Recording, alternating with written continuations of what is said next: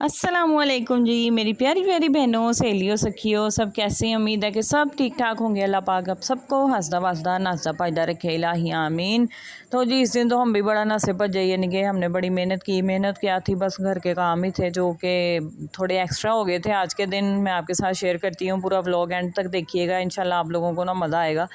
इसमें ना हर किस्म के लोगों के लिए एंटरटेनमेंट है, समझ लें। जिनको गार्डनिंग का शौक़ है उनके लिए गार्डनिंग के क्लिप्स मैंने डाले हैं, जिनको कुकिंग का शौक़ है उनके लिए कुकिंग है, जिनको बेकिंग का शौक़ है उनके लिए बेकिंग के भी क्लिप्स डाले हैं। तो सारा कुछ बड़ा मज़ेदार होने वाला है। तो जी ये देखें, मैंने यहाँ पे मिट्टी का जो एक था ना गमला, वो मैंने सारा इसमें से मिट्टी निकाल ली हुई थी। ये हमारा खाली था, इसमें एक्स्ट्रा मिट्टी पड़ी हुई थी। तो ये देखें नीचे ना, मैं जब भी मिट्टी बनाती हूँ किसी भी गमले में, तो वो मैं नीचे ना छिलके वगैरह डाल देती हूँ। यहाँ भी आपको नज़र आया ना, अंडों के छिलके और बाकी जो भी वो होते हैं ना, केले वगैरह के छिलके, वो डिकम्पोज हो गए हुए थे। तो बस अंडों के छिलके ये होता है कि वो काफ़ी लेट डिकम्पोज होते हैं, तो वो भी थे।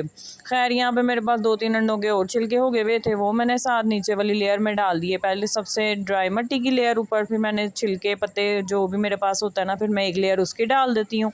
उसके बाद फिर दोबारा मिट्टी की एक लेयर लगा के, तो फिर मेन मिट्टी जो होती है ना, वो मैं डालती हूँ। इस तरह जो नीचे वाली लेयर है ना, वो अच्छे से डिकम्पोज हो जाती है। पौधों को ना साथ साथ खाद के तौर पे वो ना सारे छिलके वगैरह मिलते रहते हैं।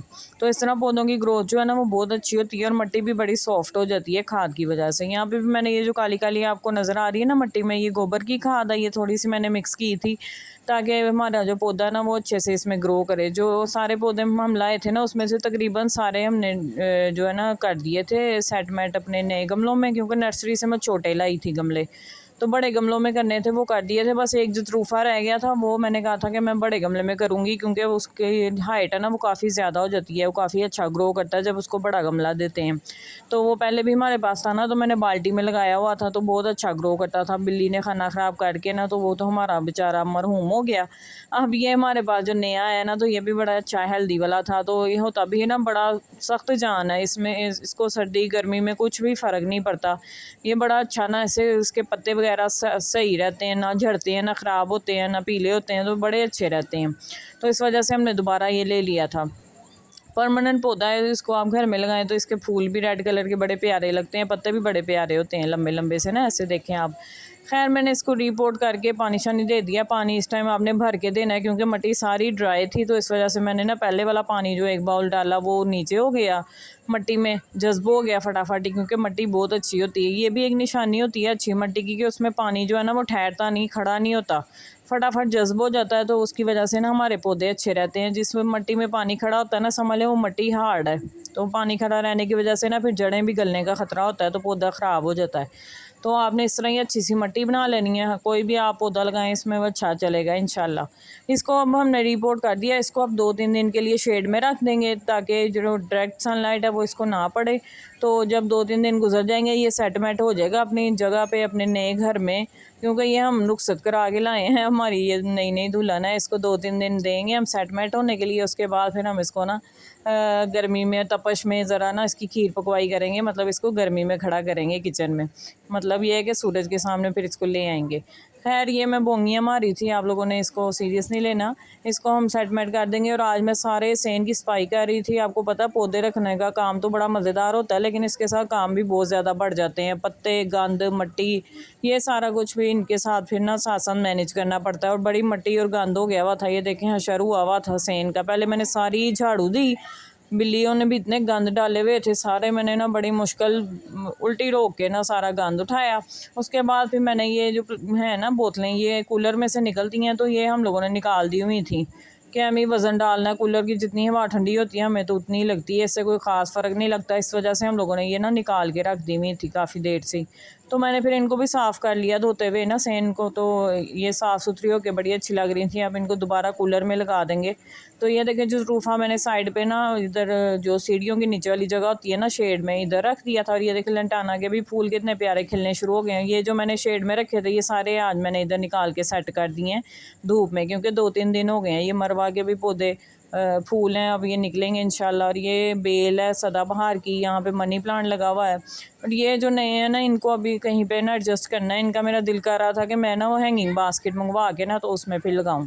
खैर यहाँ पे हम आ जाते हैं अपनी बेकिंग की तरफ। बेकिंग में हम लोग बना रहे हैं नान खताई, खलीफा दी नान खताई मुखरे जपाई, बड़ा मज़ा आई। तो जी हाँ, हम लोग ये बनाएंगे, ये भी बड़ी मज़ेदार बनती हैं। तो मेरी बेटी ने बड़ी फरमाइश की हुई थी, बड़े दिन से कह रही थी, तो आज मैंने कहा चलो बना ही देती हैं, इस बेचारी गरीब की भी सुन ही लेते हैं। यहाँ पे घी है, यहाँ पे मैंने ना पौना कप घी लिया है। 1 कप लिखा होता है रेसिपीज़ में, लेकिन मैंने पौना कप लिया था। इससे भी बड़ी अच्छी बन जाती हैं, फिर हम क्यों अपना घी ज़ाया करें, अपनी सेहत ख़राब करें ज़्यादा। खैर यहाँ पे डाल दिया सास इंग्रेडिएंट्स की जो क्वांटिटी है वो मैं लिखती जा रही हूँ। तो यहाँ पे चीनी है, वो पिसी हुई है, ये मैंने ना रात को ही पीस के तो वो कप में ना मेजर करके रख ली थी। तो वो कप का ही ना पूरा खोपा बन गया हुआ था, इसको हमने उल्टाया ना तो ये कप ही बना हुआ था पूरा। खैर बीटर से इसको अच्छी तरह हमने मिक्स करके इसकी गुठलियाँ शुटलियाँ तोड़ लेनी है। मैंने ना इसके अंदर ही इलायची डाल के इसको पीस लिया था, ताकि मुझे बाद में अलग से इलायची ना पीसनी पड़े। आप लोग भी ऐसे कर सकते हैं, अगर आपने साथ में ही पीसनी है तो 3-4 इलायचियाँ डाल के पीस लें। अगर नहीं तो फिर आप अलहदा से जब सूखे इंग्रेडिएंट डालेंगे ना, मैदा वगैरह, तो तब साथ आप इलायची भी डाल दीजिएगा पाउडर करके। यहाँ पे अब मैं सारे सूखे जो इंग्रेडिएंट्स हैं, पहले इसको घी को चीनी को अच्छी तरह मिक्स कर लेना है, हल्का सा ना वाइट सा हो जाए, ताकि इसकी ना चीनी की जो समझ लें अच्छी तरह मिक्सिंग हो जाए घी के अंदर, बिल्कुल भी इसके ना दाना वगैरह नहीं रहना चाहिए। खैर वैसे तो पिसी होती है, इतना मसला नहीं होता, लेकिन अच्छी तरह इसको मिक्स कर देना। और घी मैंने ठंडा लिया था, वो मतलब बिल्कुल मेल्टेड नहीं था। 10-15 मिनट ना फ्रिज में रख के आपने ना इसको नॉर्मल सा कर लेना, बिल्कुल मेल्ट हुआ हुआ ना में हो और ना ही जमा हुआ हो, इस तरह होना चाहिए घी। तो ये डाल के मैंने फिर बेकिंग पाउडर भी डाल दिया और बेसन भी डाल दिया था, सूजी भी डाल दी थी। सूजी मैंने वैसे इसमें पहली दफ़ा डाली है, पिछली जब भी मैंने बनाई है ना मैंने सूजी नहीं डाली, मैं मैदा और बेसन ही डालती हूँ। इस दफ़ा सूजी भी मैंने काफ़ी रेसिपीज़ में देखी हुई थी, तो मैंने कहा चलो थोड़ी सूजी भी डाल के देख लेती हूँ। तो मैंने 1 टेबल स्पून ना सूजी भी डाल दी थी। कोई ख़ास फ़र्क तो मुझे टेस्ट में लगा नहीं था, वैसी ही थी जैसी बनती होती हैं, बड़ी मज़ेदार खस्ता करारी। तो आप लोग भी बनाइएगा, जिन लोगों को चाय पसंद है, चाय के साथ कुछ ना कुछ शाम को खाते हैं, उनके लिए भी बेस्ट ऑप्शन है। अपने हाथ की बनी हुई घर की साफ़ सुथरी खताइयाँ खाएँ, और आसान भी बड़ी होती हैं, अपने घर में आप बना लें आराम सुकून से। बस डो करें, इसको अच्छी तरह मिक्स करें और फिर इसको ना आप बेक कर लें आराम से। मुझे तो बेकिंग जो है ना कुकिंग से ज़्यादा आसान और मज़ेदार लगती है। कुकिंग में सर पे खड़े हो के होता है कि जी ये अब ये करना है, स्टेप ये करना है। बेकिंग में इस तरह का कोई भी नहीं होता, आराम से हम बेक होने के लिए रख देते हैं। जिनके पास ओवन है इस हिसाब में, उसको तो ज़्यादा आसानी लगती है कि खुद ही वो टाइम पे बंद भी हो जाता है। लेकिन प्रेशर पतीले में बेकिंग करने का ये होता है कि खुद टाइम के हिसाब से चेक करना पड़ता है। लेकिन मैं तो अब आदी हो गई हुई हूँ, मैं तो पतीले में ही हमेशा से कर रही हूँ बेकिंग, तो इस वजह से ना कोई इशू नहीं होता है। मैंने ना ये बना के ना बैटर मिक्सचर, तो इसको मैंने ना फ्रिज में थोड़ी देर के लिए रखवा दिया था मोमना से, तो ये इसने फ्रिज में रख दिया था। इधर अब हम लोग दोपहर का खाना खा रहे थे, मैंने कहा उतनी देर हम लोग ना खाना खा लेते हैं। मसर थे और साथ में मैंने फिर गर्मा गर्म पराठे बना लिए थे, अचार था, हम लोगों ने फिर मज़े से ये हमारा लंच कर लिया था। छोटा पराठा मुंतहा का था, छोटी सी मेरी मुंतहा है ना, उसका मीठा सा छोटा सा पराठा था। खैर यहाँ पे मैंने फिर ना ट्रे के अंदर घी लगा के, आप ऑयल भी लगा सकते हैं, और उसके ऊपर ना मैदा डाल के तो उसको अच्छी तरह ना फैला लेना है। एक्स्ट्रा मैदा जो है वो हमने निकाल देना, बस इतना होना चाहिए कि ये कोट हो जाए ट्रे अच्छी तरह। ये जो तरीका है ना ये इतना बेस्ट है ना। आपके पास अगर बटर पेपर नहीं है, आपने केक बनाना है, इस तरह कोई भी कुकीज़ वगैरह बनानी है ना, तो उसके लिए आपने इस तरह ही ऑयल के ऊपर मैदा डस्ट करके तो इसको अच्छी तरह फैला लेना, एक्स्ट्रा जो है वो निकाल देना। इससे बिल्कुल बटर पेपर वाला हिसाब हो जाता है आपका, समझ लें कोई भी चीज़ ना एक्स्ट्रा नीचे लगती नहीं है, स्टिक नहीं होती। मैं तो केक भी जब बनाती हूँ तो मैं इसी तरह हमेशा बाउल के अंदर डाल के ऑयल थोड़ा सा 2 चम्मच या 1 चम्मच उसको अच्छी तरह ब्रश से फैला के फिर उसके ऊपर मैदा इसी तरह घुमा घुमा के फिर एक्स्ट्रा निकाल देती हूँ, और बिल्कुल ऐसे लगता है जैसे बटर पेपर लगाया, कभी भी केक टूटा नहीं है निकालते हुए, बिल्कुल स्टिक नहीं होता नीचे। खैर यहाँ पे मैं हाथ से कर रही थी, मेरी बेटी कह रही थी कि हम ना वो करते हैं किसी ढक्कन वगैरह से, लेकिन मुझे था कि इनकी जो होती है ना लुक थोड़ी सी रफ, जो वो मज़े की लगती है, बिल्कुल जो गोल होती है ना, देखिए इसने बिल्कुल गोल सी 2-3 बनाई थी, लेकिन मैंने ऐसे ना रफ रफ सी बना दी हाथ से, और हाथ से फटाफट भी बन गई थी, क्योंकि भुरभुरा सा होता है ना इसका मिक्सचर, तो वो हैंडल करना मुश्किल होता है। हाथ से फिर ना थोड़ा थोड़ा लेके आराम से बंदा अपने हिसाब से ना अच्छी तरह साइडें में सेट कर लेता है। तो ये मैंने अच्छे से कर ली थी। उसके ऊपर जर्दी और दूध का मिक्सचर लगा दिया था, इसमें आप जर्दा रंग भी हल्का सा डाल सकते हैं डार्क कलर करने के लिए, लेकिन बेक हो के अच्छा कलर आ गया था तो ज़रूरत नहीं थी इतनी है, इसलिए मैंने नहीं इसमें येलो कलर डाला। तो बस ये हमारा हो गया। अब इसको हमने बेक कर लेना है। प्री हीट होने के लिए मैंने रख दिया हुआ था पतीला, मैंने फिर इनको ना बेक होने के लिए रख दिया था। यहाँ पे मेरी बेटी आटा गूंद रही थी, मैंने सूरह कहफ और सूरह जुम्मा पढ़नी थी, नमाज के बाद मैं वो पढ़ रही थी, साथ ही आटा गूंद रही थी। इसने नया नया आटा गूंदना शुरू किया माशाल्लाह, बड़े शौक से, और बड़ा अच्छा आटा गूंदने लगी है।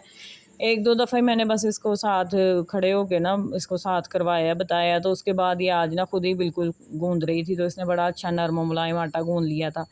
और ये आज माशाल्लाह 9 साल की हो गई थी, इसकी बर्थडे भी थी। तो अल्लाह पाक सब बच्चियों के नसीब अच्छे करे, इनको अगले जो घर है ना वहाँ पे कदरदान और इज़्ज़त करने वाले लोग मिले, इलाही आमीन। यहाँ पे फिर मैं आ गई थी बेक होने के लिए, रखने के लिए पतीला, क्योंकि प्री हीट हो गया हुआ था अच्छी तरह, आग तेज़ कर दी थी। पहले गैस चल गई हुई थी तो मैंने फिर रखी नहीं थी, मैंने ऐसे ही ट्रे उठा के ना तो फ्रिज में रख दी थी। तो इससे कोई फ़र्क नहीं पड़ता, आप भी ऐसे आराम से ना इसको फ्रिज में रख सकते हैं।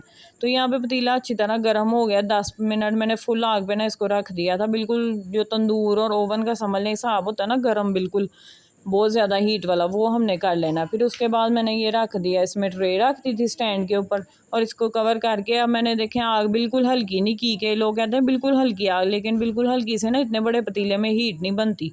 इतना बड़ा पतीला ना उसमें फिर थोड़ी तेज़ आग ही सही रहती है। इसमें आराम से 20 मिनट में इतना प्यारा कलर आ गया, देखें बिल्कुल बाजार जैसा कलर आया है। इस पर कोई ऐसा नहीं कि ओवन के बगैर आप बना नहीं सकते, ये कलर नहीं आएगा।